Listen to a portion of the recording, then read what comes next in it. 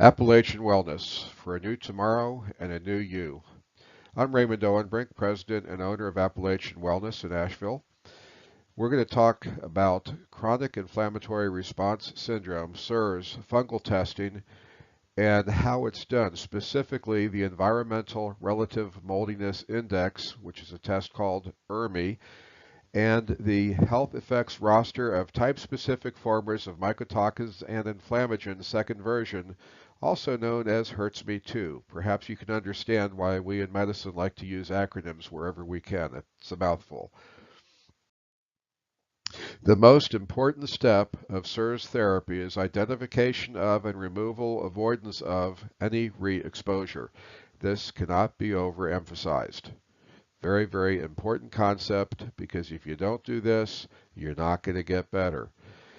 Micrometrics is a lab company that provides extensive testing via what's called DNA amplification of environmental samples. Basically, they take house dust and they run it through an amplifier system, essentially, that identifies the DNA in that house dust and comes up with what the problems are. The ERMI looks at 36 species divided into 26 specific species clusters associated with water-damaged buildings, Group 1, and then 10 common species clusters not associated with water-damaged building called Group 2. The number calculated as the ERMI is actually the sum of the logs of the concentrations of the DNA of the different species. The mold index is the difference between Groups 1 and Groups 2. And there's the website for Micrometrics and some articles on how they designed that test. The safe level of ERMI will depend on other factors such as the patient's C4A and alpha melanocyte stimulating hormone as noted below. The important thing is you have to keep the ERMI to a certain level depending on what the C4A is.